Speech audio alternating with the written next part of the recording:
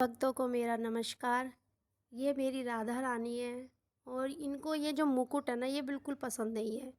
पता नहीं इनको पसंद नहीं है या श्री कृष्ण जी नहीं चाहते कि माँ राधा रानी ये मुकुट ओढ़े। क्योंकि आपने सुना ही होगा कि एक दिन जब श्री कृष्ण जी ने माता राधा को श्रृंगार करते हुए देखा, तो उन्होंने देखा कि राधा जी बहुत भारी चुभने वाले गहने पहन रही थी, जो कि बहुत ही भारी थे, जो कि राधा जी के शरीर पे चुभ रहे थे। तब राधा रानी की ये कंडीशन देख के जो उनकी सखी थी ललिता, उन्होंने राधा जी से पूछा कि आप इतने भारी गहने क्यों पहनती हो।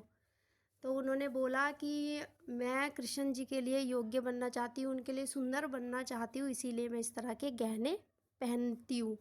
ये बातें श्री कृष्ण जी ने सुन ली तो उन्होंने योग माया से कहा कि तुम राधा रानी के लिए मेरे अंश से जो गहने बने हैं, मैंने जो अपने अंश से राधा के लिए गहने बनाए हैं, वो गहने राधा रानी को ले जाकर दे दो।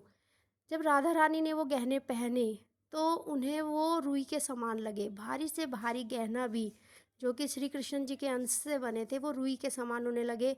और जैसे ही उन गहनों ने राधा जी को स्पर्श किया तो राधा जी को कृष्ण जी के होने का एहसास हुआ।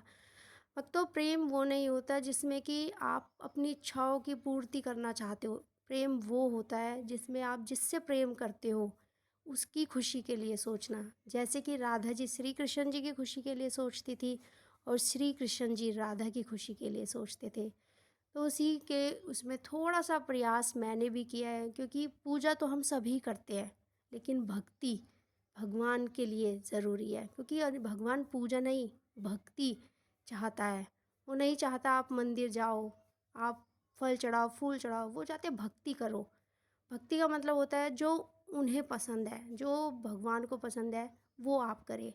फिर भगवान आपको बिना मांगे वो सब देगा जो आपकी ज़िंदगी को सुंदर बनाएगा। मैंने राधा रानी के लिए फूलों से ये मुकुट बनाया है, क्योंकि राधा रानी जो है ना, वो इस मुकुट को पहनना ही नहीं चाहती। एक बार नहीं दोस्तों, मैंने पहले भी जो वीडियो डाली है ना, आप उसमें देखिएगा, ये राधा रानी का जो मुकुट है ना, ये हमेशा या तो टेढ़ा हो जाता है या तो लटक जाता है। मतलब वो उन्हें पसंद नहीं, वो पहनना ही नहीं चाहती। तो मैंने उनके लिए फूलों का एक मुकुट बनाया है। मैं बहुत ज़्यादा तो नहीं कर सकती क्योंकि इंसान हूँ, लेकिन हाँ, जितनी मेरे से कोशिश हो सकती है मैंने वो कोशिश की है। मैंने राधा जी के लिए ये फूलों का मुकुट बनाया है। तो दोस्तों, आपसे भी मेरी प्रार्थना है कि अगर आपके घर में लड्डू गोपाल या राधा जी है तो उन्हें कोई भी चुभने वाली चीज़ ना पहनाएं। क्योंकि आपके घर में जब बच्चा होता है ना, तो आप उसकी बहुत केयर करते हो, क्योंकि इसकी जो स्किन होती है वो बहुत सॉफ्ट होती है। हल्की सी कोई भी नुकीली, कोई भी वैसी चीज़ जो हार्ड है, जो सख्त है, वो उसकी स्किन को प्रॉब्लम कर सकती है।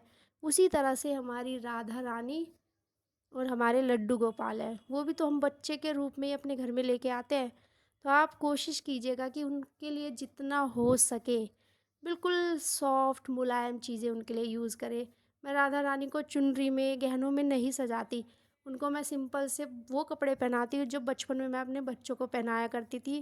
क्योंकि वो बहुत छोटे थे, उनकी जो केयर मुझे करनी थी एक माँ होने के नाते, वही केयर मैं अपनी राधा रानी को दे रही हूँ। क्योंकि मेरी राधा रानी भी एक बच्चे की तरह है। तो आपको उसी तरह से कोशिश करना है। आप माता को गहनों में, चुनरी में, भारी-भारी कपड़ों में सजाओगे, उसकी ज़रूरत ही नहीं है भक्तों। क्योंकि माँ राधा रानी और लड्डू गोपाल तो वैसे भी बहुत सुंदर है।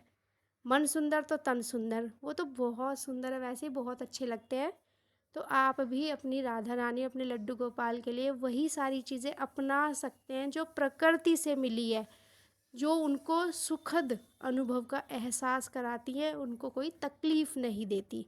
राधे राधे।